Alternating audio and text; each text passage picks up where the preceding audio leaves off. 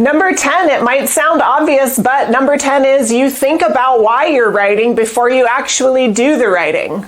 It seems easy and basic, but you know what? We forget it. Why? Because we're in a hurry and we have so many things to do. And so we get right to the work.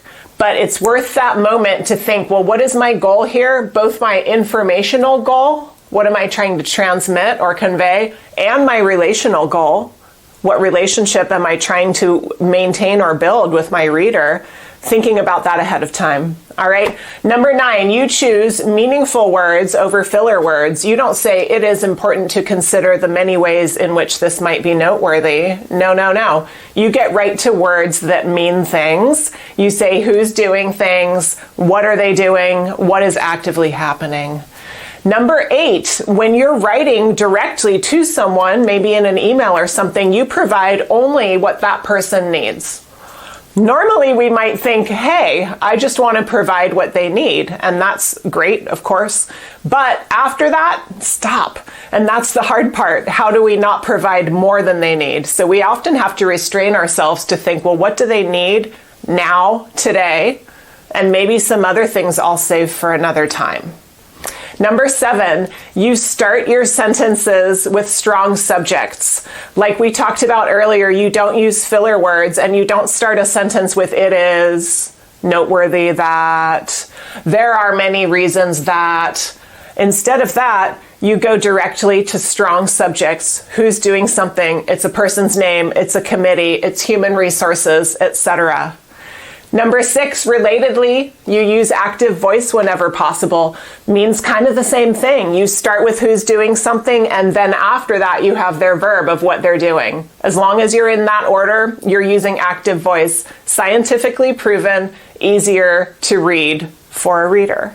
And all of that is part of number 5. Making these choices that make things easier for your reader is a great way to show empathy for them. Empathy for your reader also means you consider their realities of the day, their schedule, their constraints. Do they have money constraints, time constraints, etc.? You're thinking about what is real and feasible for them. Number 4, you use familiar words over decorative words.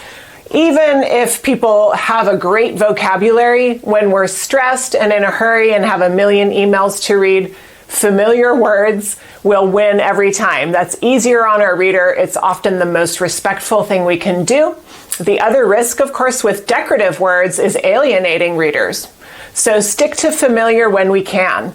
Number 3, signs that you might be a high-value writer, and you probably are, you front-load meaning. If it's a sentence, you put the meaningful words in the front of it, in the beginning. If it's a paragraph, you put the main point at the top, like a topic sentence. If it's an email, you put the point of the whole entire email, the bottom line, on top. You're forwarding, front-loading meaning for your reader, helping them learn right away. Another way readers can learn, which leads us to number 2, is visually. And as a high-value writer, we can also see writing includes visuals, reading includes visuals for sure. So we can help readers scan by using things like headings and bullets. And number 1, all around you treat your reader like a person. Someone who's busy, someone who has things to do, someone who's intelligent, someone who deserves to be respected as you think about your tone and your word choice. So if you'd like to, you can go ahead and check your score. We had 10 signs that you just might be a high value writer. See what your score was. And I've got a little kind of code set up here where you can measure where you're at with your writing. If you scored an 8 through 10, of course you're a high value writer, you're doing most or all of these moves. And it's wonderful because you're being thoughtful and reflective about your writing decisions, which is what makes for the value in the writing. If you got a 5 through 7, you're a thoughtful writer. You're thinking about at least half of these ideas, which is already a lot to think about, right? Writing is so complex. And it shows that you're paying attention to your purpose, your reader, your goal, you're caring about it, and you're making these thoughtful choices. Okay, and if you're under 5, that just means that you're a developing writer, because guess what? Writing is actually about thinking.